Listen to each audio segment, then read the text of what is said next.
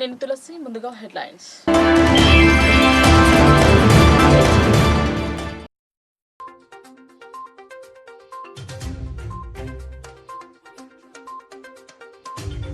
విద్యాశాఖలో వింతలు, బదిలీ పదోన్నతుల్లో అక్రమాలు జరిగాయని ఆరోపణ. స్కానర్ తో ఎడిట్ చేశారని ఫిర్యాదు.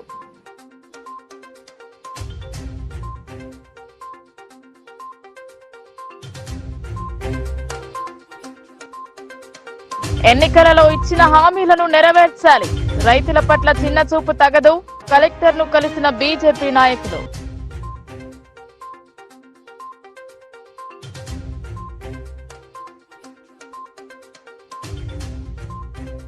శ్రద్ధానంద్ గంజ్లో జరుగుతున్న ఆధ్యాత్మిక కార్యక్రమాలు.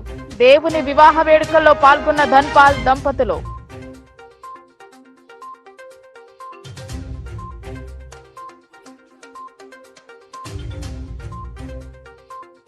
డిచ్పల్లిలో ఘనంగా పూరి జగన్నాథ రథయాత్ర. ఊరేగింపులో పాల్గొన్న భక్తులు.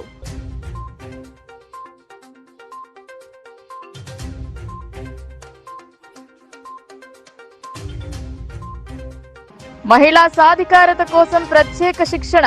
మెటర్నిటీ బెనిఫిట్స్ గురించి అవగాహన.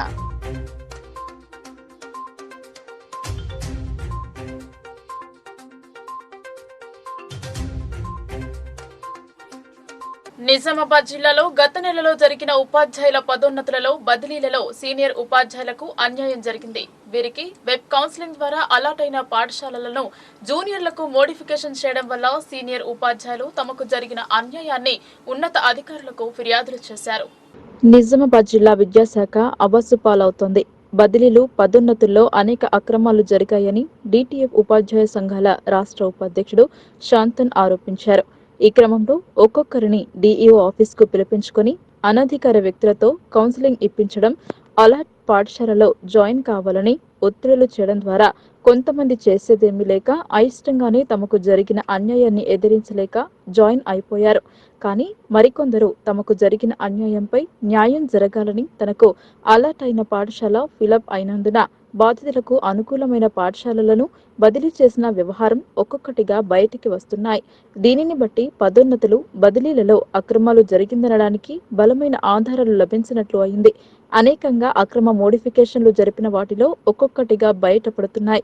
పాఠశాల విద్యాశాఖ సంచాలకులకు ఫిర్యాదులు వెలువెత్తాయి. ఈ విషయంలో విచారణ జరిపి చర్యలు తీసుకోవాలని, బాధ్యులపై వేటు వేయాలని డిమాండ్ను ఉపాధ్యాయ సంఘాలు చేస్తున్నాయి. బ్లాక్ లిస్టులో ఉన్న పాఠశాలలకు పోస్టింగ్లు ఇవ్వడం మరీ దారుణం. సోషల్ స్టడీ సబ్జెక్టులో లోకల్ బాడీ తెలుగు మీడియంలో 18 రోస్టర్ పాయింట్లో ఉన్న ఉపాధ్యాయుడికి అలాట్ అయిన పాఠశాలను మార్చడం వల్ల తను కోరుకోనని లెఫ్ట్ ఓవర్ వేకెన్సీ పేరుతో మరో పాఠశాల జెడ్పీఎస్ఎస్ ఎర్గట్ల అలాట్ అయింది. మొత్తం 80 పదోన్నతులు ఇస్తే 18వ నంబర్లో రోస్టర్పై ఉన్న ఉపాధ్యాయుడు తను కోరుకున్నది ఎలా దక్కలేదని పాఠశాల డైరెక్టర్కు ఫిర్యాదు చేశారు. జిల్లా విద్యాశాఖ అధికారి అతనికి కేటాయించబడ్డ జెడ్పీహెచ్ఎస్ ఎర్గట్లను మోడిఫికేషన్ చేస్తూ జక్రన్పల్లి మండలంలోని యూపీఎస్ గాంధీనగర్కు జాయినింగ్ ఉత్తర్వులు ఇవ్వడంతో ఈ నెల 4న అక్కడ జాయిన్ అయ్యారు. ఇందులోనూ అసలు ట్విస్ట్ ఉంది. ఈ పాఠశాలలో విద్యార్థులు లేరని, 6, 7 తరగతులలో విద్యార్థుల సంఖ్య 0 కావడంతో ఈ పాఠశాలను బ్లాక్స్ లిస్టులో ఉంచారు. 1వ తరగతి నుంచి 5వ తరగతి వరకు 18 మంది విద్యార్థులు ఉన్నారు. ప్రస్తుతం ఈ పాఠశాలలో 2 స్కూల్ అసిస్టెంట్లు, ఒక ఎస్జిటి, 2 పండితులు పనిచేస్తున్నారు. మొత్తం 5గురు పనిచేస్తున్నారు. బ్లాక్ లిస్టులో ఉన్న ఖాళీని ఓపెన్ చేసి ఇవ్వడాన్ని బట్టి అక్రమాలు ఏ స్థాయిలో జరుగుతున్నాయో అర్థం చేసుకోవచ్చు. ఇలా బ్లాక్ పాఠశాలను ఓపెన్ చేయడానికి పాఠశాల విద్యాశాఖ డైరెక్టర్ అనుమతి ఉండాలి. కావున విద్యార్థులు లేని పాఠశాలకు పోస్ట్ ఓపెన్ చేసే అవకాశమే లేదు. జెడ్పీహెచ్ఎస్ ఎర్గట్లలో పదోన్నతులలో వచ్చిన మరొకరు కూడా మోడిఫికేషన్ ద్వారా జాయిన్ కాకపోవడంతో ఇక్కడ 275 మంది విద్యార్థులకు కనీసం ఒక ఉపాధ్యాయుడు కూడా లేని దుస్థితి ఎర్గట్ల. ఇదిలా ఉండగా గణిత శాస్త్రంలో మరో ఉపాధ్యాయుడు రోస్టర్ 32 వద్ద తనకు రావాల్సిన జెడ్పీహెచ్ఎస్ పల్లికొండ పాఠశాలను తన తరగతి రోస్టర్ 34కు ఎలా కేటాయించారని, తనకు జరిగిన అన్యాయాన్ని పాఠశాల డైరెక్టర్కు ఫిర్యాదులు చేసి 15 రోజులు ఆఫీసుల చుట్టూ తిరిగి మొత్తానికి తను కోల్పోయిన పల్లికొండ పాఠశాలను కాకుండా భీమ్గల్ మండల కేంద్రంలోని జిల్లా పరిషత్ ఉన్నత పాఠశాలకు పోస్టింగ్ను పొందగలిగాడు. ఈ పాఠశాల కూడా బ్లాక్ లిస్టులో ఉంది. మోడిఫికేషన్ నిబంధనల ప్రకారం జరిగాయా అనేది అనుమానంగా మారింది. బయోసైన్స్ విభాగంలో పదోన్నతుల విషయంలో ఒక పోస్టు ఉన్న పాఠశాలకు 2 ఉపాధ్యాయులను కేటాయించడం, 2 సార్లు నాట్ ఫిల్లింగ్ ఇచ్చిన వారికి పదోన్నతులు కల్పించడం ఒక్క నిజామాబాద్ జిల్లాలో మాత్రమే జరిగింది. సంబంధిత సబ్జెక్టులో స్కూల్ అసిస్టెంట్లుగా 74 మంది ఎస్జిటిలకు పదోన్నతులు ఇవ్వవలసి ఉండగా 80 మందికి పదోన్నతులు ఇచ్చారు. ఎస్సీ రోస్టర్ పాయింట్లు విస్మరించడం, రోస్టర్ నంబర్లు క్రమపద్ధతిలో లేకపోవడం, సీనియారిటీ జాబితాలో లేని వారికి సైతం పదోన్నతి, వేకెన్సీలో 2 పోస్టులు ఉన్న పాఠశాల నుండి వెబ్ కౌన్సిలింగ్ అనంతరం అందులో ఒకరిని తొలగించి మరో చోటికి ఇవ్వడం, పదోన్నతికి సంబంధం లేని లెఫ్ట్ ఓవర్ వేకెన్సీ పదాన్ని జాబితాలో చేర్చడం విశేషం. ఎంఈఓలు, హెడ్ మాస్టర్లు ఒక్కో ఉపాధ్యాయునిలకు 2 పాఠశాలలకు రిలీవింగ్ ఉత్తర్వులు ఇవ్వడం, భిన్న సంఖ్యతో ఒక సబ్జెక్టులో 2 జాబితాలు వెలువరించడం, 2000 డిఎస్సి ఉపాధ్యాయులను విస్మరించి 2002 డిఎస్సి వారికి ఓపెన్లో పదోన్నతి కల్పించడం గమనార్హం. ప్రధాన ఉపాధ్యాయ సంఘం నేతలు పదోన్నతులు, పోస్టింగ్ విషయంలో భారీగా వసూలు చేశారని ఆరోపణలు ఉన్నాయి. అంతేకాకుండా బదిలీలు, పదోన్నతుల విషయంలో డిఈఓ కార్యాలయంలో తిష్టవేసిన ముదురుల సహాయంతో మార్పులు చేర్పులు చేయించారని విమర్శలు లేకపోలేదు. ఇప్పటికే పాఠశాల విద్యాశాఖ సంచాలకులకు ఫిర్యాదులు చేసిన నేపథ్యంలో విచారణలో నిజానిజాలు నిగ్గు తేల్చి బాధ్యులపై చర్యలు తీసుకోవాలని విద్యాశాఖ కమిషనర్ కలిసి విన్నవించారు. ఎటువైపు ఈ వివాదం మలుపులు తిరుగుతుందో వేచి చూడాల్సిందే. ఈ బదిలీ కౌన్సిలింగ్ అనేది ఉపాధ్యాయులకు మాకు 1999లో మొదలైంది. ఎందుకొరకంటే ఆనాడు ఉన్నటువంటి తెలుగుదేశం ప్రభుత్వం ముఖ్యమంత్రి చంద్రబాబు నాయుడు పీరియడ్లో 1998 కంటే ముందు బదిలీలు జిల్లా పరిషత్ మేనేజ్మెంట్లో జిల్లా పరిషత్ సీఈఓ కావచ్చు, అన్నటువంటి డీడీఓ అంటారు. తర్వాత చైర్పర్సన్స్ వీళ్ళు పెద్ద ఎత్తున డబ్బులు తీసుకొని ఇష్టారాజ్యంగా ఎవరికి ఎక్కడ కావాలన్నా డబ్బుల ప్రమాణంగా కులమానంగా విచ్చలవిడిగా డబ్బులు అవినీతి అక్రమంగా జరిగినటువంటి బదిలీలు ఆనాడు మేము బాగా వ్యతిరేకించాము. డిటిఎఫ్గా ఆనాడు మేము ఉద్యమించే సందర్భంలో రాష్ట్ర వ్యాప్తంగా అనేక జిల్లాల్లో ఉద్యమించే సందర్భంలో ఆదిలాబాద్ జిల్లా జడ్పీ చైర్పర్సన్ సుమతి రెడ్డి గారు పార్టీ నుంచి బహిష్కరించిన సందర్భం. అంటే విచ్చలవిడిగా అక్రమాలకు పాల్పడ్డారు బదిలీల్లో అని. ఇట్లా చిత్తూరు, నెల్లూరు, కడప ఇట్లాంటి ప్రాంతాల్లో కూడా పెద్ద ఎత్తున అవినీతి జరిగితే ఆనాడు ముఖ్యమంత్రి గారు ఒక ఆదేశం ఇవ్వడం జరిగింది. డైరెక్టర్ ఆఫ్ కమిషనర్ ఆనాడు ఉన్నటువంటి రెడ్డి సుబ్రహ్మణ్యం అని సిఎన్డిఎస్సి డైరెక్టర్ గారు ఉన్నారు. వారికి ఆదేశాలు ఇచ్చి ఈ బదిలీల విషయంలో జడ్పీ చైర్పర్సన్ పాత్ర లేకుండా అవినీతి అక్రమాలను అడ్డుకట్ట వేయడానికి ఏదో ఒక రకమైన బదిలీ విధానాన్ని బదిలీల కోడ్ తీసుకురావాలి, దానికి ఏం చేస్తావో అధ్యయనం చేయమని చెప్పేసి ఆయనకు ఆదేశాలు ఇస్తే ఆనాడు ఆయన అధ్యయనం చేసి ఒక 3-4 నెలలు అధ్యయనం చేసి ఇతర దేశాల్లో జరుగుతున్నటువంటి ఈ ప్రక్రియని ఈ బదిలీ కౌన్సిలింగ్ విధానాన్ని తీసుకురావడానికి రూపకల్పన 1999లో జరిగింది. ఆనాడు మొట్టమొదటి మేము బదిలీ కౌన్సిలింగ్ ఎదుర్కొన్నాం. ఆనాడు మనకు జిల్లా పరిషత్ హాల్లో కావచ్చు, రాజీవ్ గాంధీ ఆడిటోరియంలో మా అందరినీ పదోన్నతులు పొందేవాళ్ళని కూర్చోబెట్టి స్క్రీన్ మీద వేకెన్సీ చూపెట్టడం కానీ, సీనియారిటీ జాబితా మా చేతులకు ఇచ్చి సీనియారిటీ ప్రకారంగా పిలిచి కూర్చోబెట్టి ఏది కావాలో కోరుకోమనంటే కోరుకున్నటువంటి సందర్భము 2000 సంవత్సరంలో జరిగినటువంటి రెండోసారి జరిగినటువంటి బదిలీ పదోన్నతుల సందర్భంగా ఆనాడు ఉన్నటువంటి డిఓ చెంగయ్య గారు విచ్చలవిడిగా మాడిఫికేషన్ చేసిండు. ఏదైతే మా ఆప్షన్ ఇచ్చి కోరుకున్నటువంటి ప్లేసెస్ ఉన్నాయో ఆ ప్లేసెస్ మీద ఆర్డర్స్ ఇవ్వకుండా విచ్చలవిడిగా మాడిఫికేషన్ చేసి హెచ్ఆర్ఏ పొందినటువంటి వాళ్ళకి నాన్ హెచ్ఆర్ఏ ఇచ్చి ఇట్లా రకరకాలుగా అక్రమాలకు పాల్పడితే ఆనాడు డిటిఎఫ్గా ధర్నా చేసి ఉద్యమించి మొత్తం వ్యవహారాన్ని ఈ కలెక్టర్ గారికి నివేదించడం జరిగింది. డైరెక్టర్ గారికి నివేదించడం ఆనాడు చిన్నతాత అయిన పీడి గారు ఉన్నారు. ఆయనకు ఇచ్చిన సందర్భంలో ఆయన ఫైండ్ చేసి అక్రమాలు వాస్తవంగా జరిగినాయి, మాడిఫికేషన్ చాలా జరిగినాయి, దీన్ని సరిదిద్దే అవకాశం లేదని చెప్పి అనడంతో రీకౌన్సిలింగ్ నిర్వహింపజేసినటువంటి చరిత్ర డిటిఎఫ్ది. అట్లా రీకౌన్సిలింగ్ నిర్వహించిన తర్వాత ఇప్పుడు ఆ విధానం కొనసాగుతూ ఈ చివరిగా ఈ యొక్క బదిలీ విధానంలో వెబ్ కౌన్సిలింగ్ విధానాన్ని లేటెస్ట్గా తీసుకురావడం, ఇది మొట్టమొదటి వెబ్ కౌన్సిలింగ్ విధానం ఈరోజు మేము ఎదుర్కొన్నాం. తెలంగాణ రాష్ట్ర ప్రభుత్వం ఎన్నికల సమయంలో రైతులకు ఇచ్చిన హామీలను అమలు చేయాలని నిజామాబాద్ జిల్లా కలెక్టర్ కి మెమోరాండం అందజేశారు. రైతుల కోసం అమలు పరుస్తున్న హామీలు అమలుకు నోచుకోవడం లేదన్నారు. బీజేపీ నిజామాబాద్ జిల్లా అధ్యక్షులు దినేష్ పటేల్ కులాచారి మాట్లాడుతూ రాష్ట్ర ప్రభుత్వం ఎన్నికల సమయంలో రైతులకు ఇచ్చిన హామీలను అమలు చేయకుండా కమిటీల పేరుతో కాలయాపన చేయడం జరుగుతుందన్నారు. ఖరీఫ్ సీజన్ ప్రారంభమై నెల రోజులు పైబడిన రాష్ట్ర ప్రభుత్వం రైతు భరోసా పేరుతో ఇచ్చిన హామీని నెరవేర్చలేకపోవడం దురదృష్టకరమన్నారు. మేనిఫెస్టోలో పేర్కొన్న విధంగా కాకుండా సబ్ కమిటీలు అభిప్రాయాల పేరుతో కాలయాపన చేయడం విడ్డూరమని పేర్కొన్నారు. ఇక 2 లక్షల రూపాయల వ్యవసాయ రుణమాఫీ పథకం విషయంలో ప్రభుత్వం అధికారంలోకి వచ్చి 200 రోజులు గడుస్తున్నా ఈ ప్రభుత్వం ఇంకా రైతులను గందరగోళపరుస్తూనే ఉందన్నారు. రుణమాఫీ కాని కారణంగా బ్యాంకుల్లో రైతులు అపరాధుల్లా తలవంచుకోవాల్సి వస్తుందన్నారు. ఇక కౌలు రైతులకు వ్యవసాయ కూలీలకు అందిస్తామన్న ఆర్థిక తోడ్పాటు విషయంలో ఈ ప్రభుత్వం ఇంకా నోరు మెదపకపోవడం దుర్మార్గమని ధ్వజమెత్తారు. బీఆర్ఎస్ ప్రభుత్వం పంటల బీమా అమలు చేయకుండా రైతులను ఇబ్బందుల పాలు చేసిందని, తమ ప్రభుత్వం అధికారంలోకి వస్తే సమగ్ర పంటల బీమా పథకాన్ని అమలు చేస్తామని గొప్పలు చెప్పిన రాష్ట్ర సర్కార్ నేటికి ఆ దిశగా కార్యాచరణ చేయకపోవడం శోచనీయమన్నారు. ఈ కార్యక్రమంలో కిసాన్ మోర్చా జిల్లా అధ్యక్షులు పి తిరుపతి రెడ్డి, నూతల శ్రీనివాస్ రెడ్డి, కౌడపు భారత్ భూషణ్, హరీష్ రెడ్డి, రవీందర్ రెడ్డి తదితరులు పాల్గొన్నారు. పార్టీ కిసాన్ మోర్చా రాష్ట్ర శాఖ పిలుపు మేరకు ఈరోజు ఇందూరు జిల్లా కలెక్టర్ గారికి జిల్లా కిసాన్ మోర్చా తరఫున మెమోరాండం ఇవ్వడం జరిగింది. ఆ మెమోరాండంలో గత ఎన్నికల్లో కాంగ్రెస్ పార్టీ మేనిఫెస్టోలో పెట్టిన ప్రధానమైన హామీల్లో ఒకటి హామీ అయిన 2 లక్షల రుణమాఫీ, అలాగే రైతు భరోసా 15,000 రూపాయలు, రైతు కూలీలకు 12,000 రూపాయలు, కౌలుదారులను ఆదుకునే విధంగా పంట బీమా ఏదైతే ప్రధానమంత్రి ఫసల్ బీమా యోజన ఉందో యోజన కింద తెలంగాణ రైతాంగం తరపున ప్రీమియం చెల్లించడం, ఇవన్నిటితో పాటు దగ్గర వారు ఏదైతే పంటకు బోనస్ ఇస్తామని ప్రకటించారో ఇవన్నీ కూడా జిల్లా కలెక్టర్ ద్వారా రాష్ట్ర ప్రభుత్వానికి మరొక్కసారి గుర్తించేందుకు ప్రయత్నం చేశాం. ఇవాళ నేను అడుగుతున్నాను రేవంత్ రెడ్డి గారిని, అయ్యా రేవంత్ రెడ్డి గారు, మీరు ఎన్నో సందర్భాలలో ఎన్నికల కన్నా ముందు చెప్పారు 2 లక్షలు 9వ తారీఖు నాడు ఇస్తాం, డిసెంబర్ 9వ తారీఖు నాడు. ఇవాళ 10,000 ఉన్నది, రేపొద్దున మేము 15,000 ఇస్తాం ఆగండి అన్నారు. రైతు కూలీలను ఆదుకుంటామన్నారు. పంట బీమాను ఇస్తా అని చెప్పి పంట నష్టపోయిన దగ్గరికి పోయి ప్రకటించావు. ఇవాళ నీ ప్రభుత్వం వచ్చి సుమారు 7 నెలలు దాటి 8వ నెలలు అడుగు పెడుతున్నావు. ఏమైంది ఈ పంట బీమా? ఇంకా కమిటీల పేరు మీద కాలయాపన చేసుకుంటూ రైతాంగాన్ని నిర్వీర్యం చేసే పరిస్థితిలో, ఒక దిక్కేమో వర్షం పడక తెలంగాణ రైతు అధోగతి పాలే అయ్యే పరిస్థితి ఏర్పడుతుంది. ప్రాజెక్టులో నీళ్లు లేవు, సాగునీరు ఇద్దామంటే అసలు స్టేట్ లెవెల్ బోర్డు మీటింగ్ లేదు, రైతుకు రుణం ఇవ్వాలంటే పాత రుణాలు ఏం చేయాలో దాని మీద కమిటీ లేదు. ఇవాళ ఏది చూసుకున్నా కానీ రేవంత్ రెడ్డి గారు ఫెయిల్యూర్స్ కనబడుతున్నాయి తప్ప. ఇవాళ ఇప్పటికి కూడా చెప్తున్నాం, మీకు ఒక అవకాశం ఇచ్చారు తెలంగాణ ప్రజలు. కష్టపడ్డోడు భారతీయ జనతా పార్టీ కార్యకర్త, కొట్లాడింది భారతీయ జనతా పార్టీ కార్యకర్త.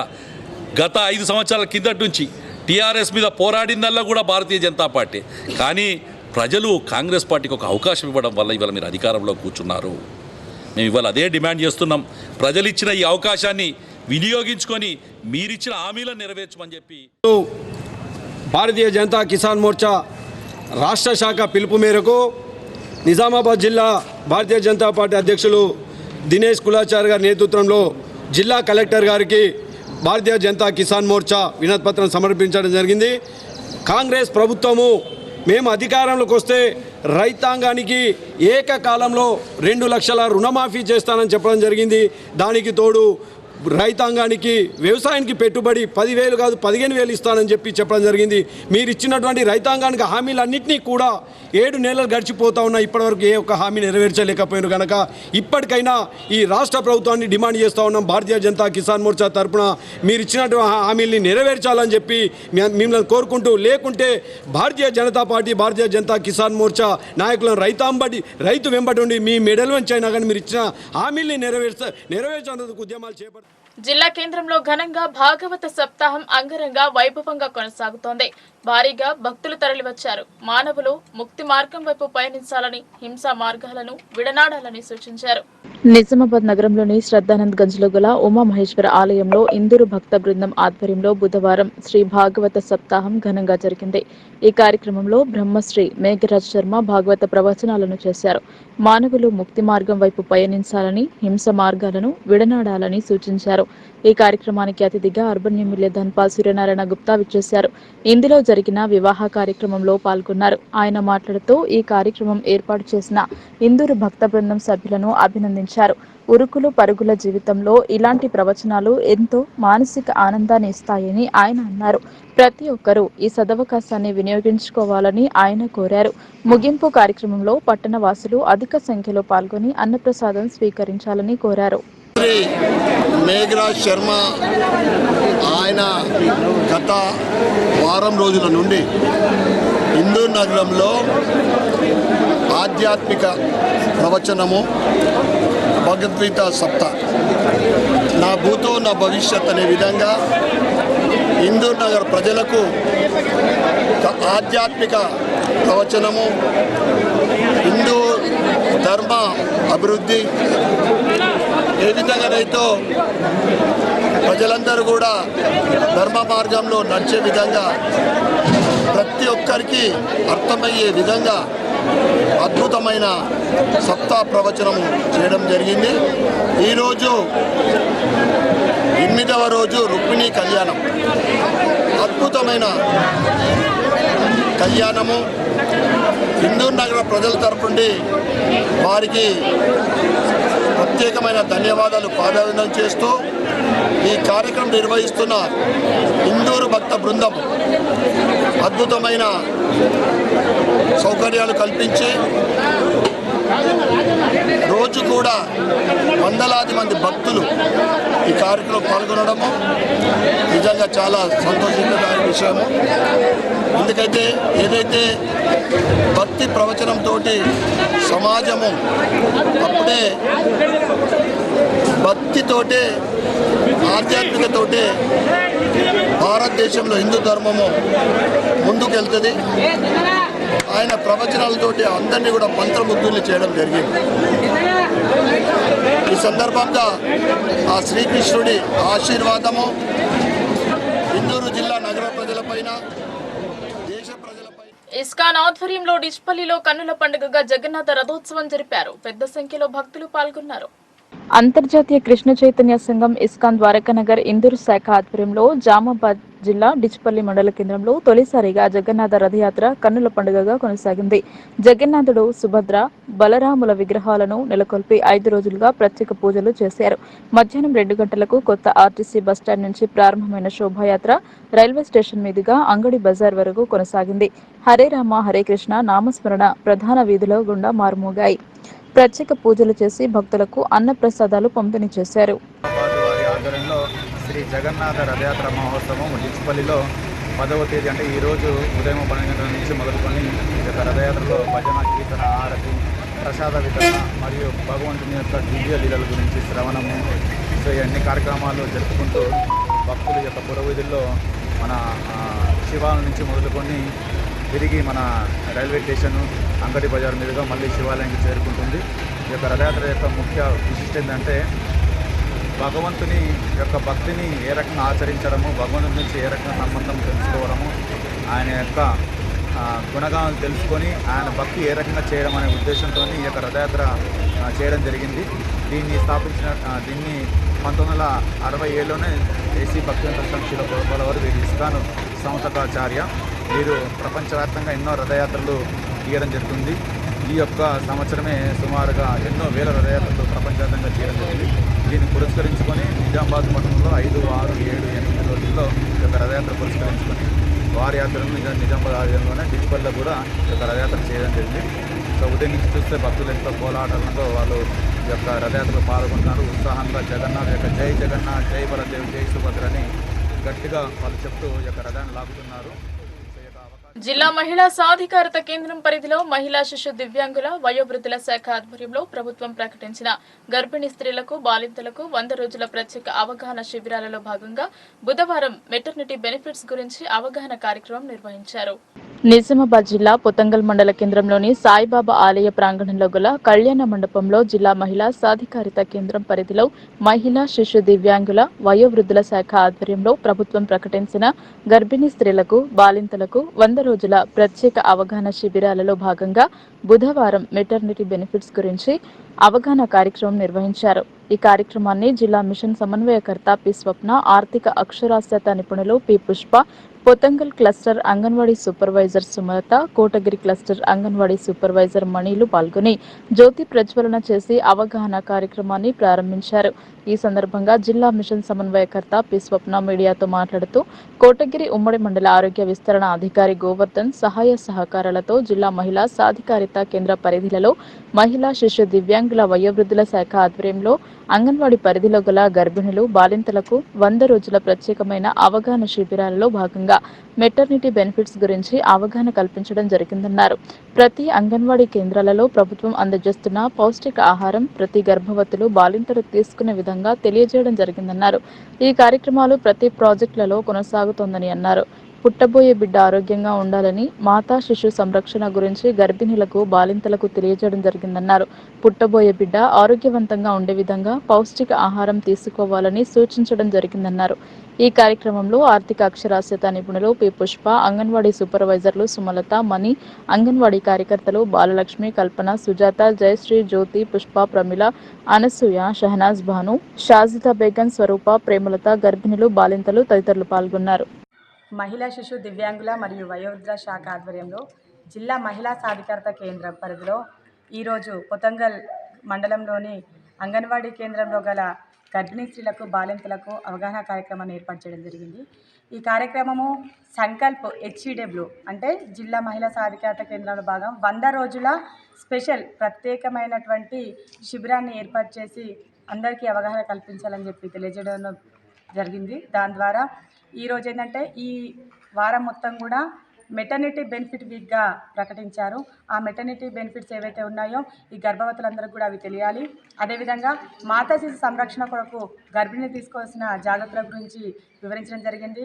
అంగన్వాడీ సెంటర్లలో అందిస్తున్న పౌష్టికాహారాన్ని ప్రతి ఒక్క గర్భిణీ స్త్రీ కూడా సద్వినియోగం చేసుకొని తనకు పుట్టబోయే బిడ్డ ఆరోగ్యవంతంగా పుట్టేందుకు తన మాతా శిశు సంరక్షణ కొరకు తోడ్పడాలని చెప్పేసి ఈ కార్యక్రమంలో ప్రజలందరికీ కూడా అవగాహన కల్పించి తద్వారా మన మాతా శిశు సంరక్షణతో పాటు దేశం మొత్తానికి కూడా అభివృద్ధి చెందే విధంగా ఉండాలని చెప్పేసి ఈ కార్యక్రమం ఏర్పాటు చేసి హెల్త్ డిపార్ట్మెంట్ వాళ్ళతో సహకారంతో వాళ్ళ కోఆర్డినేషన్ తోటి ప్రభుత్వ రంగ సంస్థల ప్రైవేటీకరణను ఆపాలని సిఐటియు జిల్లా ఉపాధ్యక్షులు ఈవీఎల్ నారాయణ డిమాండ్ చేశారు. సమాన పనికి సమాన వేతనం ఇవ్వాలని, కాంట్రాక్ట్ అవుట్సోర్సింగ్ సిబ్బందికి ఉద్యోగ భద్రత కల్పించాలని సిఐటియు జిల్లా కోశాధికారి పి స్వర్ణ డిమాండ్ చేశారు. డిమాండ్స్ డే సందర్భంగా ధర్నా చౌక్ వద్ద ధర్నా చేశారు. ఈ సందర్భంగా ఈవీఎల్ నారాయణ, పి స్వర్ణలు మాట్లాడుతూ కేంద్రంలో బీజేపీ ప్రభుత్వం మూడోసారి అధికారంలోకి వచ్చింది. గత 10 ఏళ్లుగా సాగించిన సంస్కరణలు, ప్రైవేటీకరణ విధానాలను వేగవంతంగా అమలు చేసేందుకు మళ్లీ ఉవ్విళ్లూరుతోంది. ఎన్నికల ఫలితాలు వెలువడిన వెంటనే 4 లేబర్ కోడ్లను అమలు చేస్తామని బీజేపీ ప్రభుత్వం ప్రకటించింది. బొగ్గు బ్లాకుల వేలానికి పూనుకుంది. ఈపీఎఫ్ సకాలంలో చెల్లించని యాజమాన్యాలకు విధించే జరిమానాలను భారీగా తగ్గించింది.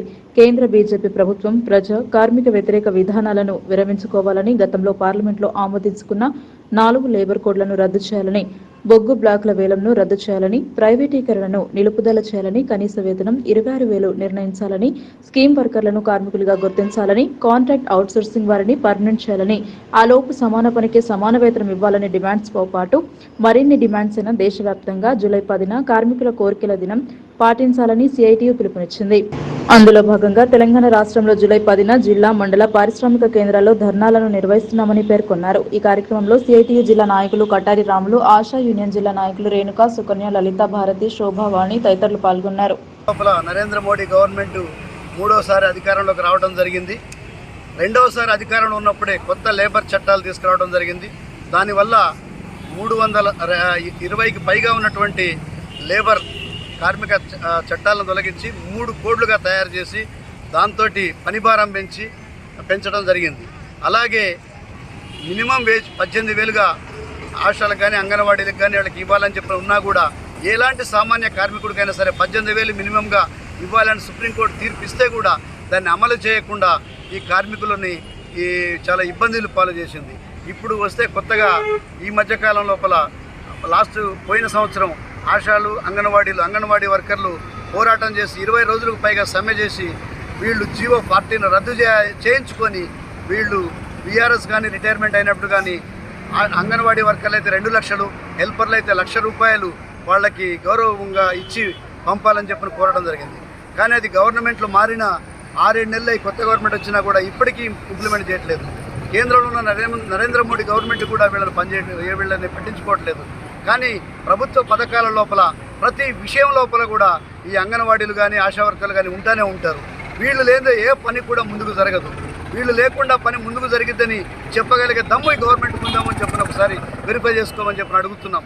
కాబట్టి ఈ విధంగా ప్రతి పనిలో ప్రతి దానికి కూడా ఈరోజు దేశవ్యాప్తంగా అంగన్వాడీ ఆశా వర్కర్లు రోడ్డు పైన కూర్చున్నారంటే బీజేపీ గవర్నమెంట్కు గెలవాలి. ఎందుకంటే బీజేపీ గవర్నమెంట్కు మనము ఎన్ని సేవలు అందిస్తున్న పథకాలు ఇస్తున్నాడు, సర్వేలు చేస్తున్నాము, సర్వే డబ్బులు ఇస్తలేడు.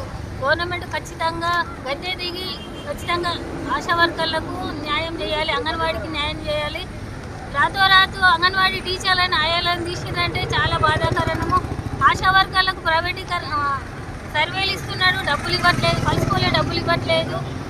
ఖచ్చితంగా ఫిక్స్డ్ వేతనం ఇవ్వాలి, కనీస వేతనం ఫిక్స్డ్ వేతనం ఇవ్వాలి. అంగన్వాడీలకు 2 lakhs అని చెప్తున్నారు, ఆయాలకు 1 lakh అని చెప్తున్నారు. అది సరైంది కాదు. ఈరోజు ఏదైనా కొనుక్కోవాలంటే కూడా కనీసము 10 రూపాయలు కూడా లేని పరిస్థితిలో ఉన్నాము. ఖచ్చితంగా బీజేపీ గవర్నమెంట్ కరోనా టైంలో మేము ఆశా వర్కర్లు ఖచ్చితంగా సర్వేలు చేయాలంటే చేసినాము. ఆ టైంలో మా ఆశా వర్కర్లు చాలామంది చనిపోయారు. వాళ్ళకు ఎలాంటి బెనిఫిట్స్ ఇవ్వలేరు. ఈరోజు చనిపోతున్నా కానీ వాళ్ళకి ఇన్సూరెన్స్ కల్పించడం లేదు. ఖచ్చితంగా ఇన్సూరెన్స్ కావాలి. ఫిక్స్డ్ వేతనం 26,000 ఇవ్వాలి. పరీక్షలు రద్దు చేయాలి. ఈరోజు దేశవ్యాప్తంగా 2024 10వ తారీఖు జూలై 10వ తారీఖు దేశవ్యాప్తంగా కోరికల దినోత్సవం. ఇక్కడ నిజామాబాద్ జిల్లా అర్బన్లో ఆశా అంగన్వాడీ కార్మికులము అందరము ఈరోజు రోడ్డెక్కే పరిస్థితి వచ్చిందంటే కేంద్ర ప్రభుత్వ నిర్ణయాల పట్లనే మేము ఇప్పుడు రోడ్డుకు వచ్చినాము. కనీస వేతనాలు లేవు, మాకు రిటైర్మెంట్ బెనిఫిట్స్ లేవు. ఆశా వర్కర్లకు ఎగ్జామ్ పెడుతున్నారు, ఆ ఎగ్జామ్ రద్దు చేయాలి. అంగన్వాడీ టీచర్లు ఆయాలకు రిటైర్మెంట్ బెనిఫిట్స్, అంగన్వాడీలకు టీచర్లకు 2 లక్షలు, ఆయాకు 1 లక్ష రూపాయలు ఇవ్వాలని, జీవో నెంబర్ 10ని రద్దు చేయాలని ఈరోజు దేశవ్యాప్తంగా సందర్భంలో మేము కూడా ఈరోజు నిజామాబాద్లో ఇక్కడ సీజనల్ వ్యాధులపై కంట్రోల్ రూమ్ ఏర్పాటు చేశారు కలెక్టర్ రాజీవ్ గాంధీ హనుమంతు. ఇబ్బందులు ఎదుర్కొంటున్న వారు కంట్రోల్ రూమ్ కు ఫోన్ చేయాలని సూచించారు. సీజనల్ వ్యాధుల నియంత్రణ చర్యలో భాగంగా జిల్లా స్థాయిలో కంట్రోల్ రూమ్ ఏర్పాటు చేయడం జరిగిందని కలెక్టర్ రాజీవ్ గాంధీ హనుమంతు తెలిపారు. జిల్లా వ్యాప్తంగా ఎక్కడైనా సీజనల్ వ్యాధులు సోకితే 7386429323 90597 64785 కు ఫోన్ చేసి కంట్రోల్ రూమ్ కు సమాచారం అందించాలని సూచించారు. ప్రతిరోజు ఉదయం 9 గంటల నుంచి సాయంత్రం 6 గంటల వరకు కంట్రోల్ రూమ్ కు సమాచారం తెలుపవచ్చని అన్నారు.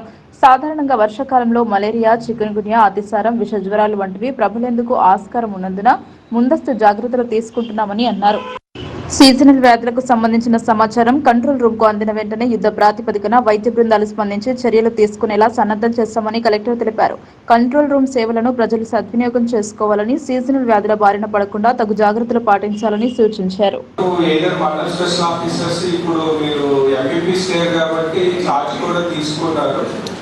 సో డిస్ట్రిక్ట్ ఆఫీసర్స్ మండలాలు ఇన్స్పెక్షన్ చేస్తున్నప్పుడు ఈ anti larva operations, so main మనకి ఈ విలేజెస్లో గ్రామ పంచాయతీలు అవ్వచ్చు, మున్సిపాలిటీలో కానీ, సో ఇప్పుడు మనకి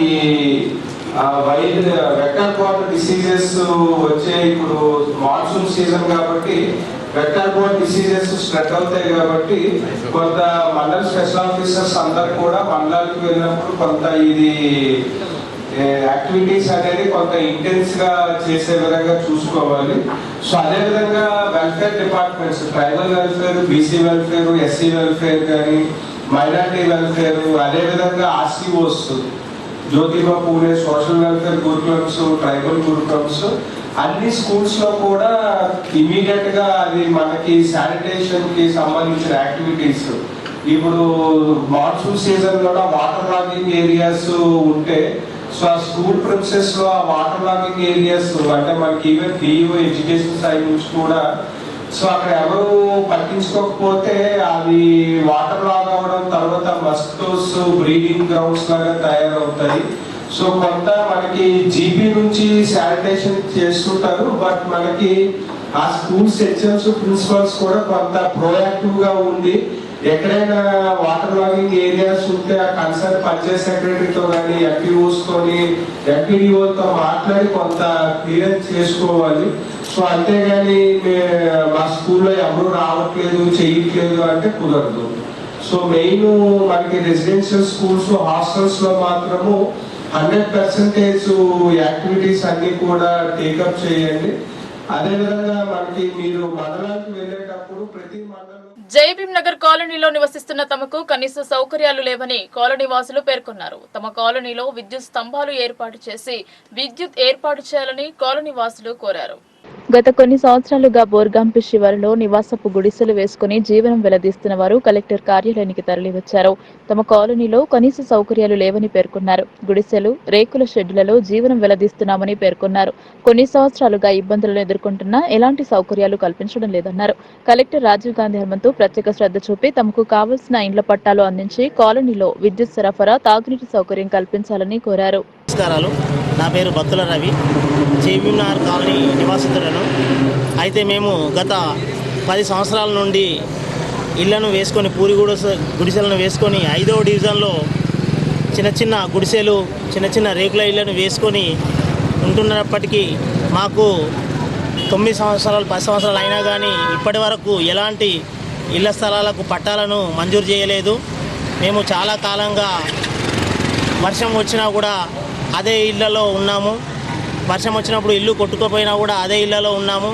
మాకు కనీసము అధికారులు కూడా ఎవరు పట్టించుకోవట్లేదు. గత ప్రభుత్వము టీఆర్ఎస్ ప్రభుత్వం ఉన్నప్పుడు ఎన్నోసార్లు కలెక్టర్ గారి వారికి, ఆర్డీఓ సార్ గారికి, ఎంఆర్ఓ గారికి, అలాగే మన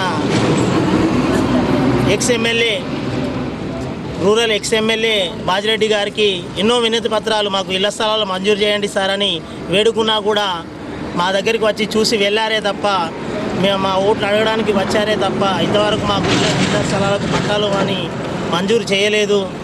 మాకు కేటాయించిన స్థలంలో మాకు పట్టాలు ఇవ్వాలని. అలాగే అందరికీ నమస్కారము. ముఖ్యంగా ఎవరికి అనేది కాంగ్రెస్ ప్రభుత్వం రేవంత్ రెడ్డి గారిని మేము నమస్కరిస్తున్నాము. మాది బోర్గాంపి 5వ డివిజన్ జయభీం నగర్ కాలనీ. అక్కడి నుండి మేము అందరము ఈరోజు లేడీస్ మొత్తము అందరు కలిసి ఎందుకు వచ్చాము అని అంటే మా బాధలు చెప్పుకోవడానికి వచ్చాము. టీఆర్ఎస్ ప్రభుత్వం అయితే పట్టించుకోలేదు. కాంగ్రెస్ ప్రభుత్వం అన్న పట్టించుకుంటుందో ఏమో అని చెప్పేసి మేము అడగడానికి వచ్చాము సార్కి. ఎందుకు అనంటే ఇప్పుడు సార్కి అక్కడ లెటర్ ఇవ్వడం అనేది కూడా జరిగింది. అక్కడ హైదరాబాద్లో వెళ్ళి సార్ని కలిసి లెటర్ ఇచ్చాము. ఇక్కడ కూడా కలెక్టర్ ఆఫీస్ కూడా వచ్చాము. కలెక్టర్ ఆఫీస్లో ఏంది అంటే 100 పైననే ఇచ్చినాం సార్ లెటర్లు, అయినా కానీ వాళ్ళు ఏది స్పందించట్లేదు. ఇప్పటికి చాలాసార్లు మేము టీవీలో ఇచ్చినాము, పేపర్లో ఇచ్చినాము, సార్ని మున్సిపల్ దగ్గరికి వెళ్ళాము, అక్కడ ఆర్డీఓ దగ్గరికి, కలెక్టర్ సార్కి మేము అన్నీ చెప్పుకుంటూ వచ్చాం. పట్టాలు కావాలి. మళ్ళీ మేము అక్కడ లేడీస్లు ఉన్నాము మొత్తము. అక్కడ ఏంది అంటే జిబ్బు, పాములు, అవి ఇవి కుక్కలు, పిచ్చి కుక్కలు అన్నీ కరవడము చెయ్యము. మళ్ళీ చెత్తను తీసుకొచ్చి అక్కడనే డంపింగ్ యార్డ్ చేసి అక్కడనే పోసిండ్రు. అవన్నీ బాధలు భరిస్తూ కూడా మేము 10 ఏళ్ళుగా అక్కడనే ఉంటున్నాం సార్. మాకు ఏంది అని అంటే మాకు రోడ్లు కావాలి, కరెంటు స్తంభాలు కావాలి, బాత్రూమ్లు కావాలి అని చెప్పేసి మేము అందరం. కొత్త రేషన్ కార్డు మరియు ఇదివరకు ఉన్న కార్డులో పేర్ల నమోదు కోసం ప్రభుత్వం వెసులుబాటు కల్పించిందని పుకార్లు సోషల్ మీడియాలో షికారులు చేస్తున్నాయి. దీంతో ఇది నిజమని నమ్మిన వారు కాస్త మీ సేవ చుట్టూ ప్రదక్షిణలు చేస్తున్నారు. కామారెడ్డి జిల్లా బాన్స్వాడ మీ సేవలో రేషన్ కార్డులో మార్పులు చేర్పులు జరుగుతున్నాయని ప్రజలు మీ సేవ సెంటర్లకు చక్కర్లు కొడుతున్నారు. సోషల్ మీడియాలో వస్తున్న కథనాలు వాస్తవం కాదని ఆర్డీఓ రమేష్ రాథోడ్ అన్నారు. ప్రభుత్వ ఆదేశాలు వస్తే మీడియా ద్వారా మేమే తెలుపుతామని, వాట్సాప్లలో వచ్చే కథనాలను నమ్మవద్దని ఆర్డీఓ రమేష్ రాథోడ్ అన్నారు. ప్రభుత్వ ఉత్తర్వులు జారీ కాకముందే తప్పుడు ప్రచారాన్ని సోషల్ మీడియా ద్వారా ప్రచారం జరపడంతో సామాన్యులు మీ సేవా సెంటర్ చుట్టూ తిరుగుతున్నారు. ఏదైతే రేషన్ కార్డులో నేమ్ అడిషన్ గురించి వచ్చిన సోషల్ మీడియాలో వచ్చిన న్యూస్ ఏదైతున్నదో మేబీ ఫేస్బుక్ కానీ వాట్సాప్లో కానీ, అది ఇంతకుముందే డిఎస్ఓ గారితో మాట్లాడినా, కామారెడ్డి డిఎస్ఓ గారితో మాట్లాడితే అది name addition in ration card is bogus news. అది దయచేసి అందరూ నమ్మకండి ప్రజలు. డెఫినెట్లీ గవర్నమెంట్ ఇంకా ప్రాసెస్లో ఉంది. ఏదైనా కొత్త రేషన్ కానీ లేకుంటే కొత్త పేర్లు నమోదు కానీ, డిలీషన్స్ కానీ, అడిషన్స్ కానీ ఇంకా రాలేదు అఫీషియల్లీ. వచ్చినప్పుడు మేమే మీడియా ద్వారా కానీ చెప్తాము. అప్పుడు మీరు మీ సేవపై ఈ అడిషన్ గురించి అప్లికేషన్ ఇవ్వగలరు. కాబట్టి ఏదైతే న్యూస్ అనేది వార్తలు ముగించే ముందు హెడ్లైన్స్ మరోసారి.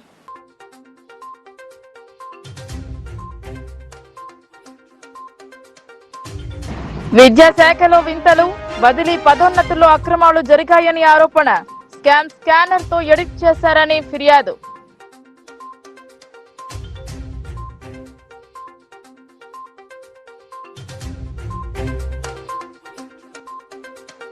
ఎన్నికలలో ఇచ్చిన హామీలను నెరవేర్చాలి.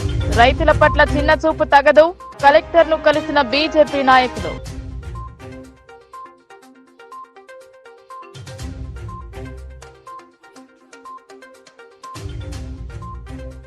శ్రద్ధానంద్ గంజ్లో జరుగుతున్న ఆధ్యాత్మిక కార్యక్రమాలు. దేవుని వివాహ వేడుకల్లో పాల్గొన్న ధన్పాల్ దంపతులు.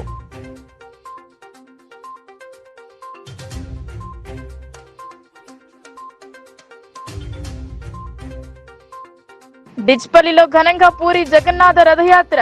ఊరేగింపులో పాల్గొన్న భక్తులు.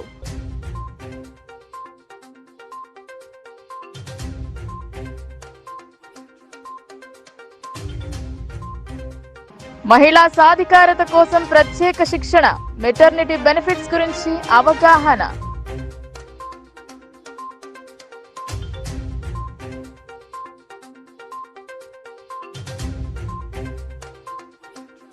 ఈ వార్తలు ఇంతటితో సమాప్తం. తిరిగి ప్రసారమయ్యే వార్తల్లో మళ్ళీ కలుద్దాం. అంతవరకు చూస్తూనే ఉండండి మీ లోకల్ న్యూస్. మన ఊరు మన వార్త.